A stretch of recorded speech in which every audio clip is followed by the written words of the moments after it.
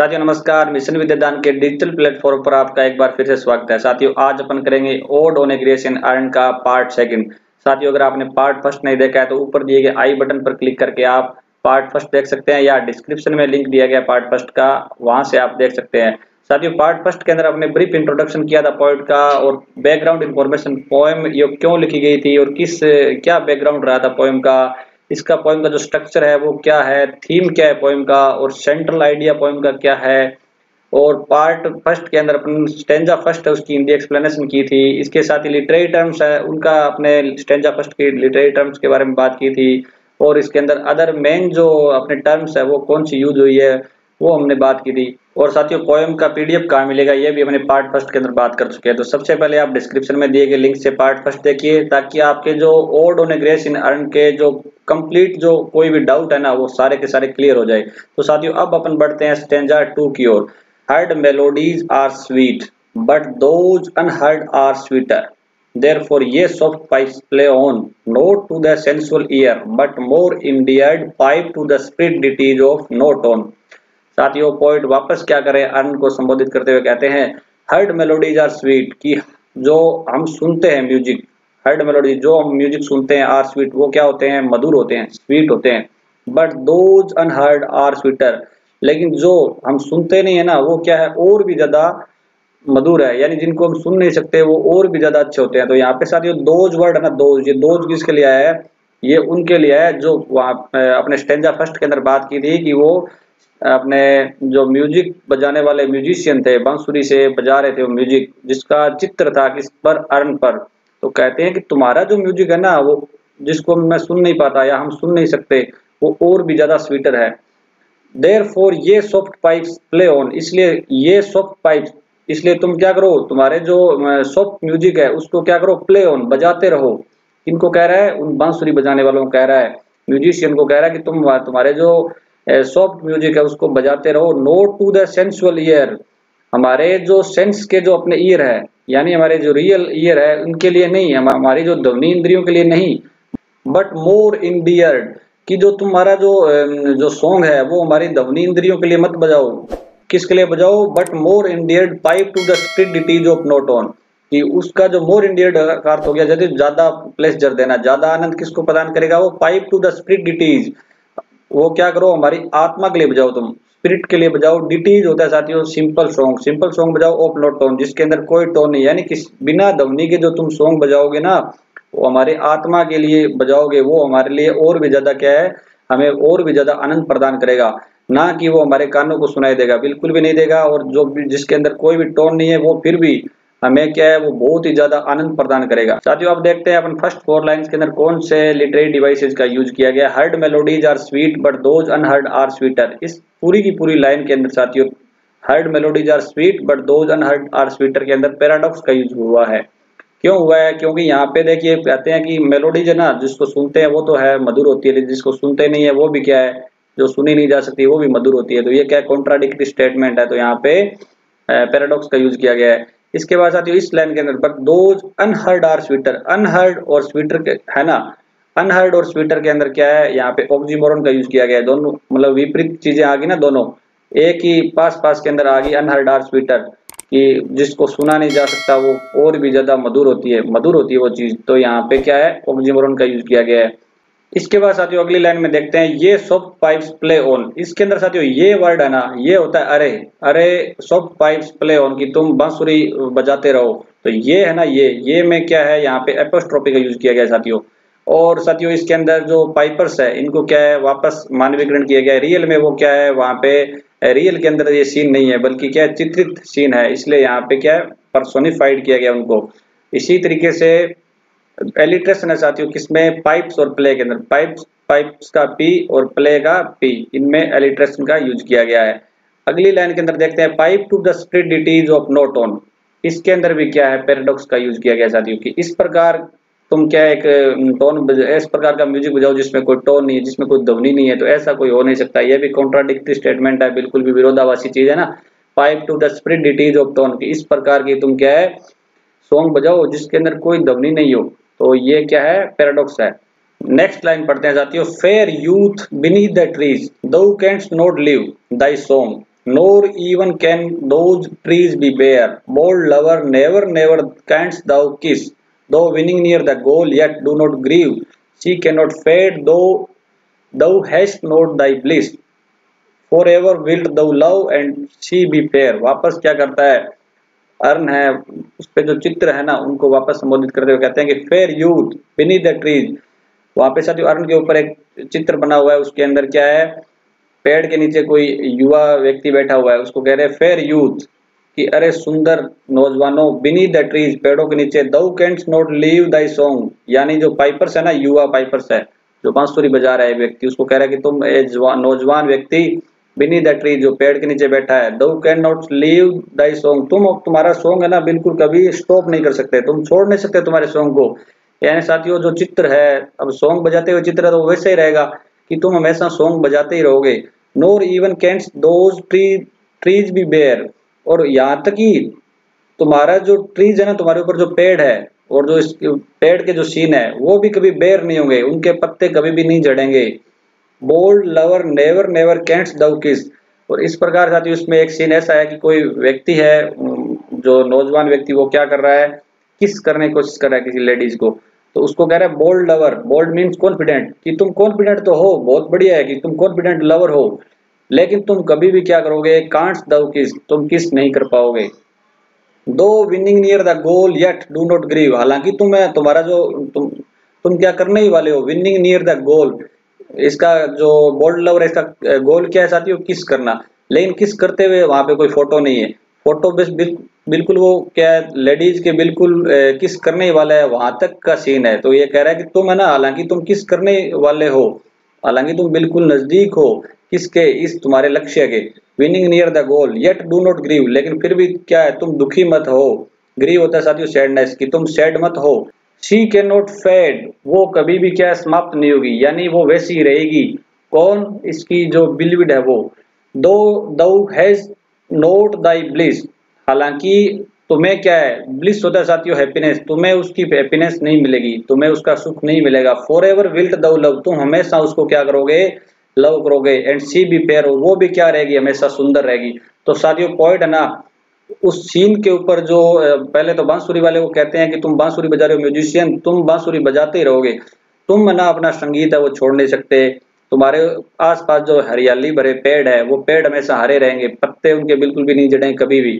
और एक bold lover है, उसको कहते हैं कि तुम है ना साहसी हो, तुम कॉन्फिडेंट हो, लेकिन तुम है ना किस नहीं कर पाओगे, लेकिन तुम्हारा जो लक्ष्य है ना, किस करने का लक्ष्य है वो बिल्कुल प्राप्त नहीं कर पाओगे। लेकिन एक बात जरूर है, हालांकि तुम दुखी मत हो, एक बात है कि वो क्या है, तुम्हारी जो लवर है ना, तुम जिसको किस करना चाहते हो, जिससे जो तुम्हारी प्रेमिका है उसको तुम है ना किस तो नहीं कर सकते, लेकिन एक बात अच्छी है कि तुम दुखी मत हो, क्या करो कि वो हमेशा तुम उससे लव करते रहोगे, क्योंकि वो वैसी की वैसी कहीं नहीं जाएगी, वो वहीं रहेगी और सुंदर रहेगी हमेशा।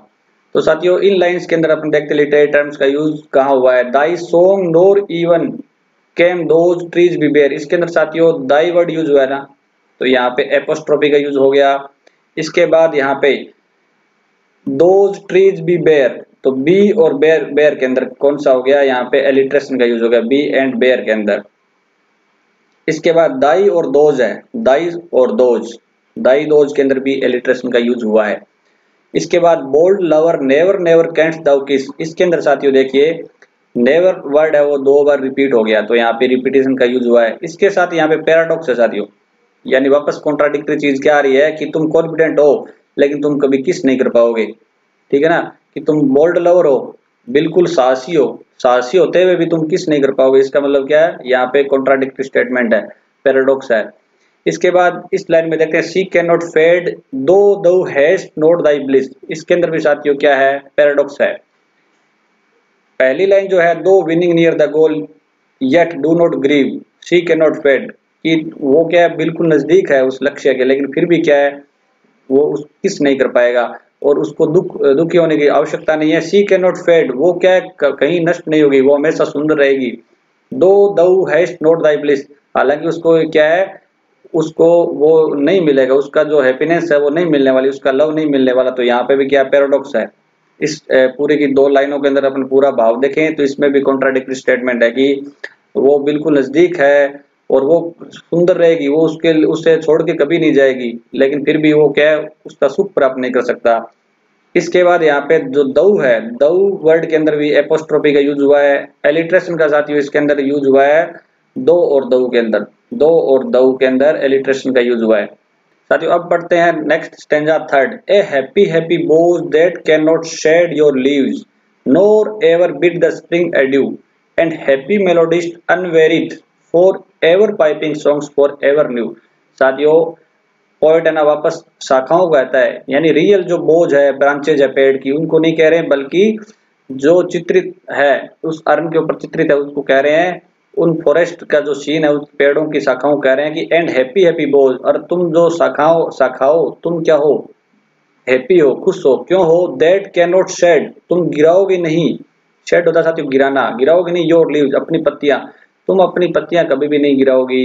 नोर ever bid the spring adieu, और तुम कभी भी क्या करोगी, स्प्रिंग को अलविदा नहीं कहोगी। यानी बेड होता है साथियों अलविदा करना, और एड्यू भी होता है अलविदा करना, गुड बाय करना, तुम गुड बाय बिल्कुल भी नहीं करोगी, किसको, स्प्रिंग को। यानी स्प्रिंग स्प्रिंग रहेगी हमेशा। स्प्रिंग होता है साथियों हरे भरे पेड़, हमेशा स्प्रिंग के अंदर हरे भरे पेड़ रहते हैं, तो तुम्हारी जो स्प्रिंग है ना वो हमेशा रहेगी, तुम स्प्रिंग को कभी भी क्या है, अलविदा नहीं कहोगे। एंड हैप्पी मेलोडिस्ट अनवेरिड, और पोएट वापस कहते हैं कि इनको म्यूजिशियंस को कहते हैं कि अरे म्यूजिशियन तुम भी क्या हो, हैप्पी हो, अनवेरिड तुम थकोगे नहीं, for ever piping songs for ever new, तुम हमेशा क्या करोगे, बांसुरी बजाते रहोगे, अपने सॉन्ग्स बजाते रहोगे बांसुरी के माध्यम से, फॉर एवर न्यू, और हमेशा क्या नए सॉन्ग बजाते रहोगे। तो वो रियल बात है ना कि उसमें चित्र है, चित्र के अलावा जो बांसुरी बजा रहा है तो वो वैसे ही रहेगा, जो पेड़ है वो वैसे ही रहेंगे। इसलिए पोएट कह रहे हैं कि तुम है ना, अरे तुम क्या हो, लक्की हो, हैप्पी का मीन अपने दूसरा ले सकते हैं कि तुम है ना शाखा हो, तुम भी लक्की हो, तुम हमेशा क्या करोगी, बसंत ऋतु के अंदर रहोगे, स्प्रिंग के अंदर रहोगी, तुम पत्तियां है बिल्कुल भी अपनी नहीं बेयर करोगी, तुम नीचे की नहीं गिराओगी अपनी पत्तियां। इसी तरीके से मेलोडिस्ट है ना म्यूजिशियन, तुम भी क्या लकी हो, तुम बिना थके हमेशा नए नए सॉन्ग बजाते रहोगे। अब साथियों देखते हैं कि इन लाइंस के अंदर लिटरेरी डिवाइसेस का कहाँ यूज हुआ है। Ah happy happy boughs that can not shed your leave, साथियों ए वर्ड है एच, अरे, तो यह क्या है, एपोस्ट्रोफी यूज किया गया साथियों। यानी पोएट ने क्या है, जो ब्रांचेज है ना उनको संबोधित किया है, तो एपोस्ट्रोफी का यूज हो गया। इसके बाद बोझ है ना साथियों, इसको क्या पर्सोनिफाइड किया गया है कि तुम हैप्पी हो, अरे बोझ तुम हैप्पी बोझ, बोझ मीन्स ब्रांचेज, कि तुम ब्रांचेज हो, तुम खुश हो, तो खुश तो ब्रांचेज के कभी नहीं हो सकती, तो यहाँ पे भी क्या है पर्सोनिफाइड किया गया ब्रांचेज को। इसके बाद योर लीव्स, कि तुम्हारी पत्तियां, इसमें भी क्या है वो एपोस्ट्रोफी है, संबोधन हो रहा है। और इसके बाद पर्सोनिफाइड किया गया वापस कि तुम है ना कभी भी स्प्रिंग को अलविदा नहीं कहोगे, तो अलविदा करने वाली चीजें अपने गुड बाय तो अपन इंसान लोग करते हैं ना, तो यहाँ पे भी क्या है पर्सोनिफिकेशन का यूज किया गया है। इसके बाद वापस एंड हैप्पी मेलोडिस्ट, और वापस क्या है जो मेलोडिस्ट है उनको हैप्पी बताया गया है, हैप्पी बताया गया है, वहां पे भी क्या है उनको मानवीकरण किया गया साथियों। क्यों, क्योंकि एक चित्र है, जो चित्र है ना वो ना तो कभी थकता है और ना कभी वो क्या है हैप्पी रह सकता है, तो इसलिए यहाँ पे भी क्या है हैप्पीनेस जो की फीलिंग है वो क्या है इंसानों की होती है, चित्रों की नहीं होती है, इसलिए यहाँ पे भी पर्सोनिफिकेशन का यूज किया गया है। साथियों अब नेक्स्ट लाइन पढ़ेंगे। More happy happy love for ever warm and still to be enjoyed for ever panting and for ever young all breathing human passion far above that leaves a heart high sorrowful and cloyed a burning forehead and a parching tongue। साथियों इन इस stanza के अंदर आप देखिए poet वापस क्या है, जो लवर्स है ना उनको कहते हैं कि मोर हैप्पी हैप्पी लव, कि तुम्हारा जो लव है ना वास्तव में बहुत ज्यादा है, खुशी देने वाला है, बहुत ज्यादा खुशी देने वाला है। बार बार मोर हैप्पी का यूज किया ना हैप्पी वर्ड का, इसका मतलब क्या बहुत ज्यादा खुश हो तुम। For ever warm and still to be enjoyed, कि तुम हमेशा ना वार्म रहोगे, तुम हमेशा गर्म रहोगे, and still to be enjoyed, और हमेशा क्या करते रहोगे, इंजॉय करते रहोगे। फॉर एवर पेंटिंग, हमेशा तुम हाँफते रहोगे, तो यहाँ पे भी पेंटिंग का अर्थ है साथियों कि वो जो अपने रेविशिंग स्टाइल की बात की थी, कामुकता भरी वाली चीजें, कि तुम हमेशा हाँफते हुए रहोगे, तुम है ना इंजॉय करते रहोगे, तुम हमेशा क्या हॉट रहोगे। एंड फॉर एवर यंग, और हमेशा तुम क्या रहोगे, यंग भी रहोगे। यानी जिस जो लवर है, जो लवर उस चित्रित किए गए हैं उस पे, उनको बोल रहा है कि वो तुम हमेशा ऐसे रहोगे, तुम हमेशा ही जो एंजॉय करते रहोगे, हाँफते रहोगे, हमेशा युवा रहोगे, यंग रहोगे। All breathing human passion far above that leaves a heart high sorrowful and cloyed, a burning forehead and a parching tongue। साथियों अब क्या करते हैं, जो पोइट है वो तुलना करते हैं, और किसकी तुलना करते हैं, वो तुलना करते हैं breathing human passion for above, means है कि ब्रीदिंग ह्यूमन है ना, यानी जो इंसान है, इंसानों के लव और जो चित्रित किए गए आयरन के ऊपर लव, जो लवर्स है उनको क्या है वो तुलना करते हैं, कंपैरिजन करते हैं। तो वो कहते हैं कि तुम तो ना बहुत ज्यादा किस्मत वाले हो, तुम है ना हमेशा वार्म रहते हो, हमेशा एंजॉय करते हो, तुम हमेशा क्या यंग रहोगे, हमेशा हाँफते रहोगे, लेकिन यानी जो सेक्सुअल एक्टिविटीज के अंदर तुम हमेशा रहोगे, लेकिन जो ब्रेथिंग ह्यूमन है ना, यानी जो इंसान है उनके जो लव है ना, उनके जो पैशन है उनके से तुम बहुत आगे निकल गए हो। That leaves a heart high sorrowful and cloud. यहाँ पे साथियों जो दैट है ना, दैट का मीन्स का अर्थ है जो ब्रीथिंग ह्यूमन है, यानी इंसानों के जो लव है ना, लीव्स ए हार्ट, वो क्या करते हैं इंसानों के जो लव है, उनके जो दिल है ना उसको कहा रखते हैं हमेशा हाई सोरोफुल, वो हमेशा दुख में रहते हैं, एंड क्लोइड और डिस्टर्ब, क्लोइड का अर्थ हो गया डिस्टर्ब, कि वो हमेशा डिस्टर्ब रहते हैं, यानी इंसानों का जो लव है ना उसमें वो हमेशा दुखी रहते हैं, लड़ाई झगड़ा होता है, डिस्टर्ब रहते हैं। ए बर्निंग फॉरहेड, और हमेशा उनका माथा है ना वो जलता रहता है, माथा मीन जलता रहता है, यानी हेडेक होता है उनको, टेंशन होती है उस लव के अंदर। एंड पार्चिंग टंग, और क्या है वो रफ वर्ड्स का यूज करते हैं, टंग मीन्स जीभ, जुबान, यानी उनकी जो जुबान है ना कई बार फिसल जाती है इंसानों की, और रफ वर्ड्स का यूज करते हैं। इसी तरीके से पार्चिंग का साथियों थ्रस्ट भी होता है। यहाँ पे पार्चिंग टंग है, इसके दो मीनिंग निकलते हैं, एक तो कि वो रफ वर्ड यूज करते हैं, जो लवर है इंसान, इंसान क्या करते हैं रफ वर्ड्स का यूज करेंगे, लवर जब होते हैं तब लड़ाई झगड़ा होगा तब। इसके बाद एक अर्थ पार्चिंग अर्थ होता है साथियों मोर, कोई चीज को ज्यादा प्राप्त करने की इच्छा, मोर डिजायर, हमेशा क्या उनकी ज्यादा प्राप्त करने की इच्छा रहती है, तो इसको भी कहेंगे पार्चिंग टंग।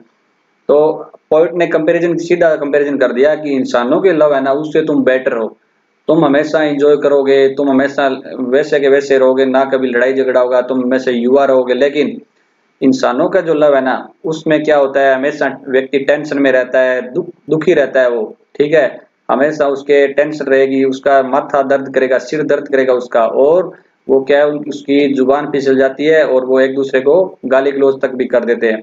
तो साथियों इन लाइंस के अंदर देखते हैं कि मोर हैप्पी लव, मोर हैप्पी हैप्पी लव के अंदर रिपीटेशन का यूज किया गया साथियों, बार बार हैप्पी वर्ड का यूज हो रहा है, मोर का यूज हो रहा है ना, तो मोर हैप्पी के अंदर क्या यहाँ पे रिपीटेशन का यूज हो रहा है। अब साथियों एक चीज आपको ये ध्यान रखनी है, जैसे आप आरपीसी फर्स्ट ग्रेड की तैयारी कर रहे हैं ना, तो इन जो टेक्स्ट है ना उसको भी थोड़ा आप ध्यान रखें। जैसे अभी पिछले एग्जाम के अंदर पूछा था मोर हैप्पी लव, ऐसे डाल के भी ये सही कौन सा है, इसके अंदर चार ऑप्शन डाल दिए कि पहले मोर हैप्पी लव, मोर हैप्पी हैप्पी लव, तो पहले लव डाल दिया, ऐसे मतलब थोड़ा सा आपको ना ऑर्डर याद रखना है, टेक्स्ट का बार बार पढ़ोगे तो अपने आप ऑटोमेटिक याद हो जाएगा। टेक्स्ट पढ़ कोई भी जब पोएम पढ़ो तो पहले कंप्लीट है ना टेक्स्ट पढ़ा करो, आप सीधा टेक्स्ट पढ़ो, ताकि वो फ्लो के अंदर क्या आपकी कोई भी प्रश्न पूछ लिया जाए आपका गलत नहीं होगा। इसके बाद साथियों इस लाइन के अंदर फॉर एवर पेंटिंग के अंदर देखिए आप जो वापस एनाफोरा का यूज कर दिया गया, क्योंकि फॉर एवर से पहली लाइन स्टार्ट हो रही है, उसके बाद वाली फॉर एवर पेंटिंग स्टार्ट हो रहा है ना, तो यहाँ भी एनाफोरा का यूज कर दिया गया है।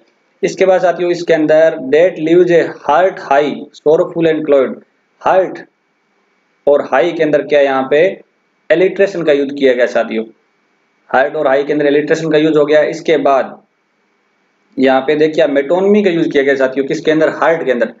मेटोनमी होता है साथियों कोई ऐसा वर्ड यूज करना किसी चीज के लिए जो सीधा का सीधा हमें समझ आ जाए भी क्या है। अब यहाँ पे हार्ट है ना, that leaves a heart high sorrowful cloyed, heart word है, इससे क्या समझ रहे हैं अपन, हार्ट से सीधा का सीधा अर्थ आ रहा है लवर का, कि जो दिल है ना, दिल यहाँ पे कि दिल है वो दुखी रहता है और वो क्या डिस्टर्ब रहता है, ये नहीं है। इसका मीनिंग जो अपन निकल के आ रहा है वो क्या है कि वो जो लवर है ना वो दुखी रहते हैं, जो अर्थली लवर है, जो जमीनी स्तर के अपने इंसानी जो लवर है ना वो क्या रहते हैं हमेशा दुखी रहते हैं और डिस्टर्ब रहते हैं। तो यहाँ पे हर्ट वर्ड है ये एक लवर के लिए यूज किया गया है। जब किसी चीज के लिए सटीक दूसरा वर्ड यूज किया जाए और अपन जब पढ़ रहे हैं तब उसका भाव निकल के आ जाए आसानी से, तो उसको कहेंगे मेटोनमी। तो मेटोनमी का यहाँ पे यूज किया गया साथियों। साथियों नेक्स्ट लाइन के अंदर a burning forehead and parching tongue, जो फोरहेड वर्ड है ना साथियों, फोरहेड और जो टंग उसके अंदर क्या है सिनेक्डगी का यूज किया गया है। सिनेक्डगी क्या होता है साथियों कि कोई चीज को बताने के लिए ना, कोई पार्ट को बताने के लिए पूरे होल, कोई पूरी की पूरी समग्र चीज को बता दिया जाता है कई बार, और कई बार क्या होता है कोई समग्र चीज को बताने के लिए पूरा एक पार्ट का यूज कर लिया जाता है। जैसे अपने बॉडी पार्ट्स है, फोरहेड यानी फोरहेड बता दिया और टंग बता दी, टंग का यूज हो गया और फोरहेड का। अब ये यूज हुआ क्यों है, ये यूज हुआ है कि हम पूरा जो इंसान है ना, शरीर है इंसान का वो डिस्टर्ब रहता है पूरा, तो यहाँ पे क्या सिनेक्डकी का यूज है साथियों कि फोरहेड और टंग दोनों का यूज कर लिया गया। अभी वो उनके सिर दर्द रहता है, वो उनकी जुबान फिसल जाती है, वो लड़ाई झगड़ा करते हैं। इसका मतलब क्या है कि वो इंसान का पूरा शरीर है ना, वो क्या रहता है, टेंशन में रहता है पूरा। उसके अंदर सिकनेस आ जाती है, पार्चिंग टंग, मतलब वो और भी ज्यादा उनके झगड़े होते हैं, वो थर्स्ट के अंदर रहते हैं, डिजायर के अंदर रहते हैं। तो इस प्रकार यहाँ पे क्या सिनेक्डकी का यूज किया गया है। और साथ ही साथ ये स्टेंजा 3 है ना, इसके अंदर जो हैप्पी वर्ड है स्टार्टिंग से लेकर पूरे स्टेंजा 3 के अंदर हैप्पी वर्ड है ना, हैप्पी वर्ड 6 बार यूज हुआ है। तो ये थोड़ा आप माइंड में रखोगे कि 6 बार हैप्पी वर्ड का यूज हुआ है स्टेंजा 3 के अंदर। अब पढ़ते हैं नेक्स्ट स्टेंजा 4, और स्टेंजा 4 साथियों है सेक्रीफाइस का, बलि का। Who are these coming to the sacrifice? To what green altar, O mysterious priest? Leadest thou that heifer loving at the skies, and all her silken flanks with garland dressed? साथियों point है ना, देखते हैं कि एक scene देखते हैं, और वो सीन है सेक्रीफाइस का। तो पॉइंट कहते हैं कि ये बलि है ना के लिए कौन लोग आ रहे हैं। Who are these coming to the sacrifice, की इस बलि के लिए कौन लोग आ रहे हैं। टू व्हाट ग्रीन अल्टार, ये क्या धार्मिक अनुष्ठान है। ग्रीन अल्टार का अर्थ होता है साथियों कोई धार्मिक अनुष्ठान करना, कोई त्योहार होना, कि किस प्रकार का कोई त्योहार है, क्या फेस्टिवल है। ओ मिस्टीरियस प्रिस्ट, अब वहां पे एक पुजारी भी जा रहा है, उसमें कोई सीन है प्रिस्ट का, कि ये प्रिस्ट है ना, ये भी क्या है, मिस्टीरियस है, रहस्य में ही है, इसका भी कोई ज्ञात नहीं है भी कौन है, ये कौन, ये जो पुजारी है, ये पादरी है, ये कौन है। Leadest thou that heifer lowing at the sky, उसने क्या कर रखा है, वो पकड़ के लेके जा रहा है एक हेफर को। हेफर होता है साथियों यंग काउ, बछड़ा, एक बछड़े को वो लेकर जा रहा है। लोविंग, लोविंग होता है साथियों रंभाना, वो बछड़ा रंभा रहा है। एट द स्काईज, स्काई की ओर देख कर रंभा रहा है, वो अपने के लिए, अपनी जान के लिए रंभा रहा है कि मुझे छोड़ दो। And all her silken flanks, और उसके जो सिल्कन फ्लैंक्स है, यानी उसकी जो रेशमी क्या है साइड्स है, फ्लैंक्स मतलब उसके शरीर की जो दोनों साइड है ना रेशमी, विद गार्लैंड ड्रेस्ड, वो क्या है, मालाओं से सजाई गई है। यानी वहां पे एक सीन है साथियों, उसके अंदर कोई बलि के लिए लेके जा रहे हैं। तो पॉइंट कहते हैं कि कहाँ लेके जा रहे हो बलि के लिए, कौन हो तुम, और ये पृष्ठ कौन है मिस्टीरियस, जिसको जानते नहीं, जिसने क्या कर रखा है। वो एक गाय के बछड़े को लेकर जा रहे हैं, और गाय का बछड़ा ना अपने को बचाने के लिए कि मुझे छोड़ दो, इस तरीके से वो क्या कर रहा है, रंभा रहा है।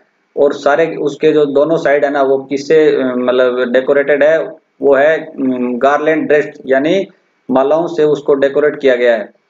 तो इसके अंदर देखते हैं कि सेकंड लाइन के अंदर देखो, to what green altar O mysterious priest, इसके अंदर ओ मिस्टीरियस प्रिस्ट बोला है। तो यहाँ पे एपोस्ट्रोफी का यूज है साथियों, उस प्रिस्ट को आवाज लगाइए, पॉइंट ने संबोधित किया कि ओ मिस्टीरियस प्रिस्ट।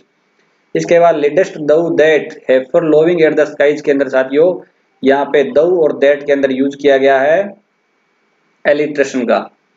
अब साथियों नेक्स्ट लाइन पढ़ेंगे, what little town by river or sea शोर और mountain built with peaceful Citadel is emptied of this fog, this pious morn, and little town thy streets forevermore will silent be, and not a soul to tell why thou art desolate can ever return।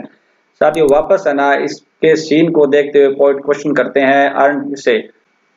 What little town by river or sea शोर, की वो जो उनका कस्बा है, जो लोग बलि के लिए है ना, उनका कस्बा है वो कहाँ पर है। क्या वो रिवर के साइड के अंदर है, या वो क्या है कोई समुद्र तट के साइड में है। और माउंटेन बिल्ट, क्या वो क्या पर्वत के ऊपर है कोई, विद पीसफुल सिटाडेल, और वहां पे क्या है पर्वत के ऊपर जो उनका जो दुर्ग बना हुआ है, किला बना हुआ है, क्या वो एक पीसफुल है। Is emptied of this fog, अब वो क्या है खाली हो गया बिल्कुल इन लोगों से। दिस पाइस मॉर्न, इस पवित्र सुबह के लिए, यानी सुबह सुबह ये लेकर जा रहे हैं उस गाय के बछड़े को। तो ये इनको क्या बलि को ये पवित्र माना है, कि इस पवित्र बलि के लिए जो लोग ना लेके जा रहे हैं। तो इनके जो कस्बे से ये लोग आए हैं ना, इस कस्बे, ये पहले पूछता है कि ये कस्बा कहाँ पर है, क्या ये कोई रिवर साइड के अंदर है, सी शोर के पास है, या माउंटेन पे है। लेकिन आज ये लोग सुबह सुबह आ गए, तो इनका जो सिटाडेल है ना, सिटाडेल मीन्स इनका जो किला है, वो क्या बिल्कुल खाली हो गया है और बिल्कुल शांत हो गया वो। And little town thy streets for ever more, और ये जो छोटा कस्बा है ना दाई स्ट्रीट्स, या वहां पे एक कस्बा दिखाया गया है, उस कस्बे के लिए मतलब जो लोग जा रहे हैं, तो उनके बैकग्राउंड के अंदर कस्बा दिख रहा है उनको उस चित्र के अंदर। तो कहता है कि and little town thy streets for ever more, और ये छोटा जो कस्बा है thy streets for ever more will silent be, उनकी गलियां हमेशा के लिए क्या हो जाएगी, साइलेंट हो जाएगी, शांत हो जाएगी।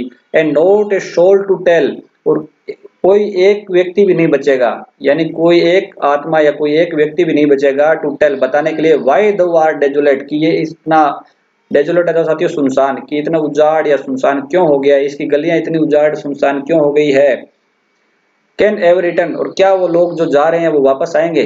तो साथियों ये भी क्या सीन बताया गया, पोइट ने उनको बोला है कि जो लोग बलि के लिए लेके जा रहे हैं, तो अब वो बलि के लिए जा रहे हैं, आने का सीन ही नहीं है, अर्न के ऊपर आने का सीन ही नहीं है। तो पोइट कहना चाहते हैं कि जो इस आर्ट ने क्या आपको परमानेंट कर दिया है कि आप जा तो रहे हो, वापस नहीं आओगे। क्योंकि साथियों हमने शुरुआत में थीम में पढ़ा था कि पोएम है उसका मेनली थीम क्या है, परमानेंस ऑफ आर्ट, की आर्ट हमेशा परमानेंट रहती है।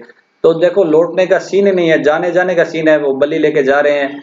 तो इसलिए कवि कहते हैं कि आपके जो शहर पीछे छोड़ गए हो ना, वो शहर हो गया बिल्कुल सुनसान, और कोई बताने के लिए वापस नहीं लौटेगा, और बलि के बारे में कोई जाके नहीं बता पाएगा, और ना उनको सूचना मिलेगी कि आप क्यों नहीं आए वापस। अब साथियों इन लाइंस के अंदर लिटरेरी टर्म्स देखते हैं अपन। What little town by river or sea शोर के अंदर सी और शोर है ना साथियों, इसके अंदर क्या एलिट्रेशन का यूज किया गया है। इसके बाद जो अगली लाइन है, mountain built with peaceful Citadel, साथियों पीसफुल सिटाडेल है ना, इसके अंदर ऑक्सीमोरोन का यूज किया गया है। अब ऑक्सीमोरोन क्या होता है साथियों, विरोधाभासी वर्ड्स एक साथ आ जाना। देखिए जो सिटाडेल होता है ना, सिटाडेल होता है मतलब महल नहीं होता है, सिटाडेल होता है दुर्ग और किला। वो क्यों बनाए जाते थे, वो बनाए जाते थे युद्ध के समय सैनिकों को रखने के लिए, और अपनी प्रजा है ना, अपनी जो जनता है उनको उनकी रक्षा के लिए उनमें शरण दी जाती थी सिटाडेल के अंदर, फोर्ट्स के अंदर। तो साथियों वो कभी क्या शांत नहीं हो सकते, वहां पे तो जनता रहती है ना, लोग रहते हैं वहां पे। तो इसलिए क्या है यहाँ पे क्या ऑक्सीमोरोन का यूज किया गया कि वो शांत बिल्कुल भी नहीं रह सकते। अब साथियों नेक्स्ट लाइन देखते हैं, will silent be a not a soul to tell. साथियों इसके अंदर साइलेंट और जो शोल है ना, इसके अंदर क्या है एलिट्रेशन का यूज हुआ है। इसी तरीके से टू और टेल के अंदर भी क्या एलिट्रेशन का यूज हुआ है। अब नेक्स्ट लाइन देखते हैं, why do are desolate can ever return. इसके अंदर साथियों एपोस्ट्रोफी का यूज हुआ है, दो वर्ड यूज हो गया ना, दो वर्ड यूज हुआ गया। इसका मीन्स क्या है, वो संबोधित कर रहे हैं कि तुम इतने सुनसान क्यों हो गए हो। तो यहाँ पे भी क्या है एपोस्ट्रोफी का यूज हुआ है। अब साथियों अपन देखते हैं next and last stanza, stanza fifth. O Attic shape fair attitude with brede of marble men and maidens overwrought with forest branches and that trodden weed thou silent form dost tease us out of thought as doth eternity cold pastoral. साथियों वापस earn को संबोधित करते हुए poet कहते हैं ओ Attic shape. Poet है ना अर्न को कहते हैं कि तुम क्या हो, एटिक शेप हो। एटिक होता है साथियों एथेंस, कि एथेंस से संबंधित यानी यूनान से संबंधित तुम आकृति हो। फेयर एटीट्यूड तुम एक सुंदर आकृति हो। विद ब्रीड, ब्रीड होता है साथियों डिजाइन, कि तुम्हारे ऊपर जो डिजाइन है वो किसका है, ओ मार्बल मैन एंड मेडन्स, की उस तुम्हारे ऊपर क्या है पत्थरों के, मार्बल में क्योंकि मार्बल का बना हुआ ना, पत्थर का बना हुआ है, तो तुम्हारे ऊपर क्या है पत्थर के डिजाइन है, किसके, मैन एंड मेडन्स के। ओवर रोड यानी तुम्हारे ऊपर व्यक्तियों और महिलाओं को चित्रित किया गया है, उकेरा गया है, उनके डिजाइन है तुम्हारे ऊपर। विद फॉरेस्ट ब्रांचेज, साथ में क्या है फॉरेस्ट ब्रांचेज भी है। एंड ट्रोडन वीड, ट्रोडन होता है साथ ही कुचला हुआ घास, ट्रोडन वीड। जैसे कोई भी पेंटिंग करते हैं ना, तो पेंटर जो होता है, अब फॉरेस्ट का सीन ले रहे हैं, कोई व्यक्ति खड़े हैं, तो वहां पे साथियों उनके पैरों पे ना बिल्कुल वो पैरों के आसपास की जगह पे पूरा घास नहीं दिखाते, उनको एक छोटा घास दिखाते हैं। हमें लगता है कि हमारे जो रियल में हम जब डेली घास पे चलते हैं तो घास कुचला जाता है ना, तो इसलिए कहते हैं पॉइंट कि तुम्हारे ऊपर है ना पत्थरों के जो तुम्हारे ऊपर डिजाइन है, किसके, मैन और मेडन्स के, व्यक्ति और महिलाओं के, उसके ऊपर डिजाइन है। फॉरेस्ट ब्रांचेज भी है, वहां पे शाखाएं भी है, और कुचला हुआ घास भी है। और तुम क्या हो, बहुत सुंदर आकृति हो, और एथेंस की आकृति हो तुम। Thou silent form dost tease us out of thought as doth eternity. ये लाइन बहुत इंपॉर्टेंट है साथियों। देखिए वो कहते हैं कि दो साइलेंट फॉर्म, तुम्हारी जो साइलेंट फॉर्म है ना, तुम तो चुप रहते हो हमेशा, तुम्हारी जो चुप्पी वाली फॉर्म है, तुम हमेशा शांत रहते हो, वो क्या परेशान करती है। Dust tease us out of thought, हमें हमारे थॉट है ना, हमारे काम नहीं आते, हमारे विचार उसके बारे में काम नहीं आते, हमें वो परेशान करता है। एज डथ एटर्निटी, जिस प्रकार क्या एटर्निटी परेशान करती है। अब एटर्निटी साथियों क्या था, शाश्वतता, यानी अपने कहते हैं कि जीवन अनंत है, हमारे मरने के बाद भी हमारा जीवन आत्मा है वो चलती रहती है। तो वो किसी को बारे में पता नहीं, आज तक बहुत सारे वैज्ञानिक हो गए, बहुत सारे धार्मिक बड़े बड़े संत महात्मा हो गए, किसी को भी अपने पूरा का पूरा वो नहीं बता सकते अपने को इटर्निटी के बारे में कि मृत्यु के बाद क्या होता है। तो जो ये कहते हैं कि जैसे मृत्यु के बाद क्या होता है, इटर्निटी जो शाश्वतता है ना, उसके बारे में जैसे किसी को पता नहीं है, उसी प्रकार क्या तुम्हारे, तुम भी क्या हो, जिस प्रकार इटर्निटी में परेशान करती है, हमारे जो थॉट है वहां पे जाके रुक जाते हैं, उसी प्रकार तुम्हारे बारे में अगर हम सोचे ना, तुम्हारी जो साइलेंट फॉर्म को देखें, तो तुम्हारे बारे में हमारे विचार है ना वो रुक जाते हैं। इसके साथ इसमें ना कोल्ड पेस्ट्रोल बोला साथियों, पोइट ने अर्न को कोल्ड पेस्ट्रोल इसलिए बोला है कि इसके अंदर जो सीन है, मोस्टली सीन है वो फॉरेस्ट और रूरल लाइफ के सीन है। तो इसलिए जो कोल्ड पेस्ट्रोल बोला है कि तुम ना एक कोल्ड पेस्ट्रोल लो, यानी तुम डिस्क्राइब किसको कर रहे हो, रूरल लाइफ को या जो फॉरेस्ट की लाइफ उसको डिस्क्राइब कर रहे हो। तो इसके अंदर आप ये देख सकते हैं कि एटिक शेप, फेयर एटीट्यूड और कोल्ड पेस्ट्रोल तीनों का नाम है वो अर्न को संबोधित किया तीनों नाम से। वो एटिक शेप, फेयर एटीट्यूड और कोल्ड पेस्टल किसको बोला है, अर्न को बोला है। ये क्वेश्चन आ सकता है आपके कि अर्न को किस किस नाम से संबोधित किया गया है। अब साथियों देखते हैं लाइंस के अंदर कौन से लिटरेरी डिवाइसेस का यूज किया गया। O Attic shape, fair attitude with brede. साथियों इसके अंदर एटिक शेप बोला गया है और फेयर एटीट्यूड बोला गया, यानी एपोस्ट्रोफी का यूज हुआ साथियों। अर्न को एटिक शेप और फेयर एटीट्यूड के नाम से संबोधित किया गया। इसके बाद एटिक के अंदर डबल टी और एटीट्यूड में भी डबल टी और टी, यहाँ पे क्या है, एलिट्रेशन का यूज हुआ है। इसके बाद साथियों पोइट ने अर्न को एटिक शेप बोला है, यानी एटिक शेप का रूप दिया है, और फेयर एटीट्यूड बोला है, तो यहाँ पे क्या है, मेटाफर का यूज हुआ है। इसके बाद मार्बल मैन और मेडन्स के अंदर मार्बल का एम और मेडन्स का भी एम और मैन का एम, यहाँ पे क्या है, एलिट्रेशन का यूज हुआ है। इसके बाद साथियों दऊ वर्ड का यूज हुआ अगली लाइन के अंदर, दऊ साइलेंट फॉर्म, इसके अंदर एपोस्ट्रोफी का यूज हुआ है। इसके बाद साथियों यहाँ पे एज वर्ड का यूज हुआ है। उन्होंने कहा है कि तुम्हारी जो साइलेंट फॉर्म है ना वो किसकी तरह परेशान करती है, इटर्निटी की तरह परेशान करती है। तो यहाँ पे क्या है, सिमली का यूज हुआ है। सिमली के अंदर लाइक और एज वर्ड यूज करते हैं, पर आपको पता ही होगा। तो यहाँ पे साइलेंट फॉर्म को इटर्निटी से क्या किया गया, तुलना की गई है, तो एज वर्ड का यूज होगा। इसी तरीके से यहाँ पे वापस क्या है, पोइट ने एपोस्ट्रोफी का यूज हुआ है कोल्ड पेस्ट्रोल बोल के, और कोल्ड पेस्ट्रोल के अंदर साथ में यहाँ पे क्या है, मेटाफर का यूज हुआ है। साथ ही कोल्ड पेस्ट्रोल वर्ड के अंदर मेटाफर है कि उन्होंने अर्न को कोल्ड पेस्ट्रोल बोला है, तो मेटाफर का भी यूज हुआ है। और एपोस्ट्रोफी यहाँ पे इसलिए कि कोल्ड पेस्ट्रोल बोल के उन्होंने संबोधित किया है। अब साथियों नेक्स्ट लाइन पढ़ते हैं, when old age shall this generation waste thou shalt remain in midst of the other woe then ours a friend to man to whom thou sayest beauty is truth, truth beauty, that is all ye know on earth and all ye need to know। साथियों poet कहते हैं कि जब old age आती है तो हर व्यक्ति की जब ओल्ड एज आती है तो बहुत सारी पीढ़ियां वेस्ट हो जाती है, यानी पीढ़ियां खत्म होती रहेगी, यानी जो सारी पीढ़ियां जो आएगी वो सारे व्यक्ति ओल्ड हो के सारे क्या क्या हो जाएंगे, वेस्ट हो जाएंगे, यानी खत्म हो जाएंगे, डेथ हो जाएगी उनकी। लेकिन दऊ शेल्ट रिमेन, लेकिन तुम क्या रहोगे, शेल्ट मीन शेल, कि तुम हमेशा रहोगे, तुम परमानेंट हो, तुम हमेशा रहोगे। इन मिडेस्ट ऑफ अदर वू, किनके बीच में, दूसरों के दुखों के बीच में, देन आवर्स, हमारे बजाय। पोइट खुद भी कहते हैं कि मैं भी नहीं रहूंगा, कि हमारे सभी के बजाय तुम हमेशा क्या रहोगे, व्यक्तियों के बीच के अंदर उनके दुखों के भागीदार बनोगे, उनके फ्रेंड बनोगे, फ्रेंड टू मैन, कि तुम उनके फ्रेंड बन जाओगे। क्यों बन जाओगे साथियों भी, ये इतना सुंदर है, अर्न इतना सुंदर है, उसके ऊपर सुंदर आकृतियां दे रखी है। तो व्यक्ति जब दुखी होता है और सुंदर आकृति उसके सामने आ जाती है तो वो क्या है, अपने दुख भूल जाता है। तो पोइट कहना चाहते हैं कि पीढ़ियां आएगी और पीढ़ियां चली जाएगी, लेकिन तुम है ना हमेशा परमानेंट यहीं पर रहोगे। व्यक्तियों के जब दुख होगा, जब तुम सामने आओगे तो वो तुम है ना उनके फ्रेंड की तरह बिहेव करोगे। जिस प्रकार फ्रेंड है आपके दुख को भुला देता है, उसी प्रकार वो अपने दुख है वो भूल जाएंगे।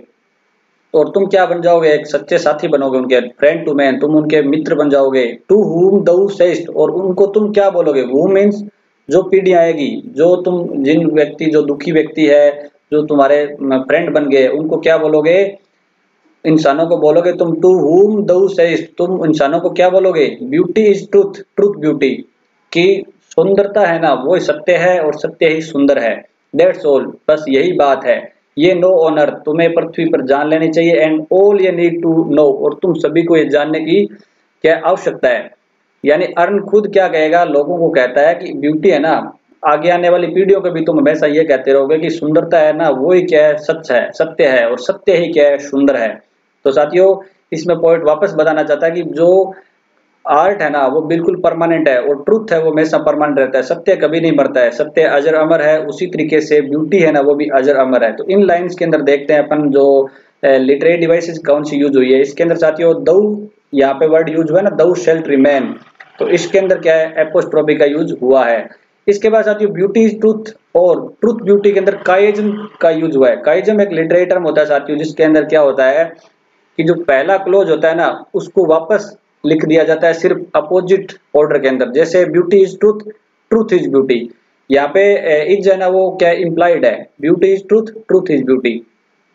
यानी ब्यूटी इज ट्रूथ, ये फर्स्ट जो अपना क्लोज है इसी को वापस लिख दिया अपोजिट ऑर्डर के अंदर, रिवर्स ऑर्डर के अंदर, ट्रूथ इज ब्यूटी। तो यहाँ पे क्या है, काइजम लिटरेरी टर्म का यूज है। आपको ये लाइन है ना, इस पोएम की सबसे इंपॉर्टेंट लाइन यही है साथियों, जिस जो क्या है अपनी पोएम का थीम है, beauty is truth, truth beauty. इसके साथ ही साथियों beauty is truth and truth beauty के अंदर क्या है, पैराडॉक्स का भी यूज हुआ है। अब पैराडॉक्स का यूज क्यों हुआ है साथियों, की पोइट कहते हैं कि जो है ना अपने सुंदरता है वही सत्य है और सत्य ही सुंदर है। यानी मतलब जो फिलोसफिकल आइडिया इसका ये निकल के आ रहा है कि हमें क्या करना चाहिए, हमारे सही रास्ते पे चलना चाहिए, हमें किसी से कोई वैर भाव बिल्कुल भी नहीं रखना चाहिए। लेकिन हमने पिछले स्टेंजाज के अंदर देखा कि कोई लोग है ना वो बलि के लिए लेके जा रहे हैं, यानी वो एक गलत कर रही है, कोई है ना महिलाएं हैं उनका पीछा कर रहे हैं, वो हालांकि वो महिलाएं इच्छुक भी नहीं है लेकिन जबरदस्ती उनका पीछा किया जा रहा है। तो इस प्रकार के जो पॉइंट ने पहले सीन बताए और अभी लास्ट के अंदर वो बोलते हैं कि जो ब्यूटी है वो ट्रूथ है, ट्रूथ ब्यूटी है, तो थोड़ा सा क्या है ये कॉन्ट्राडिक्टरी स्टेटमेंट लग रहा है। तो इसलिए यहाँ पे क्या है पैराडॉक्स का यूज किया गया है। तो साथियों ये थी poem ode on a Grecian in urn. आशा करता हूँ कि आपके समझ में आई होगी। अगर आपके साथियों समझ में आई है तो बिल्कुल है ना आप एक कमेंट जरूर डालें, ताकि मुझे भी पता चले कि स्टूडेंट्स है उनको समझ में आ रहा है और मेरे वीडियो के द्वारा वो क्या है अपने बेनिफिट को रिसीव कर रहे हैं, और मुझे भी थोड़ा मोटिवेशन मिलेगा आगे आपके लिए अच्छे अच्छे और सेशन लेकर आऊं। इसके साथ ही साथ वीडियो को आप लाइक जरूर करें और चैनल को सब्सक्राइब करना बिल्कुल भी नहीं भूलें, क्योंकि अपन जल्दी ही इस चैनल के ऊपर एमसीक्यूज लेकर आने वाले हैं। Odd on a Grecian in earn के आपको एमसीक्यूज देखने को मिलेगी। इसके साथ ही अगर आपको odd on a Grecian in earn poem है या अदर लिटरेचर ग्रामर के नोट्स चाहिए आपको, तो आप हमारे टेलीग्राम चैनल मिशन विद्यादान है ना उसको जरूर ज्वाइन करें, आपको लिंक डिस्क्रिप्शन के अंदर मिल जाएगा। आज के सेशन में बने रहने के लिए आपका धन्यवाद। Best of luck.